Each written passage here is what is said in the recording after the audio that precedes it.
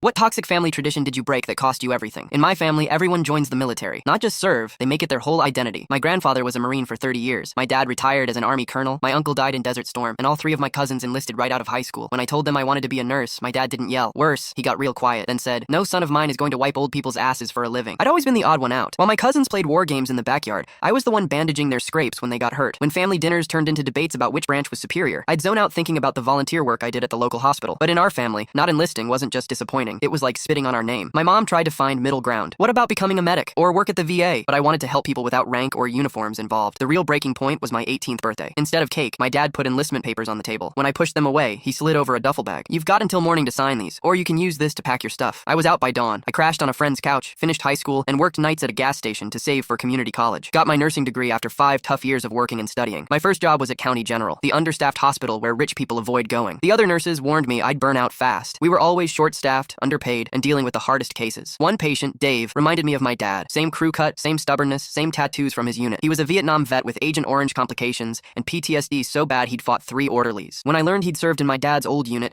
I nearly requested a transfer. That's exactly what my family would have expected. But this was precisely why I'd become a nurse instead of a soldier. Sometimes the bravest thing isn't running toward gunfire, it's sitting with someone while they face their demons. The turning point came during a bad night when Dave had flashbacks. Instead of calling security, I just sat with him until morning, listening to war stories I'd heard versions of my whole life, but never from this side. After that, the other vets on the floor started asking for me. Without telling anyone, I started a support group that met in the hospital cafeteria after my shifts. That's when everything blew up. The hospital newsletter ran a small piece about our group with a photo. Someone from my dad's old unit recognized me. The headline just said, "Local nurse starts veteran support program." But the military community is small. My uncle showed up at the hospital during my shift. "You refused to serve, but now you're playing hero to real soldiers," he said. "Your father was right about you." The hospital administration called me in, worried about the confrontation. Veterans Affairs got involved. Some vets defended me, saying I was doing more for them than the system. Others called me a fraud for never serving. Dave stood up at a VA town hall. "This kid's the only one who treated me like a person, not a uniform," he said. "Where were the rest of you when I was sleeping in my car?" I kept my job, but lost what was left of my family connections. My dad told relatives I was dead to him. They returned my Christmas cards. My cousin blocked me when I tried to congratulate him on his promotion. Last week, Dave died. At the memorial, a young guy in an Army uniform approached me. "You're the nurse my grandpa talked about," he said. "I ship out next month, but I'm coming back to use my GI Bill for nursing school." My mom sent a text yesterday, just a photo of my dad's medicine organizer with a note. "He's too proud to call, but he asks about you whenever I come back from getting his prescriptions filled."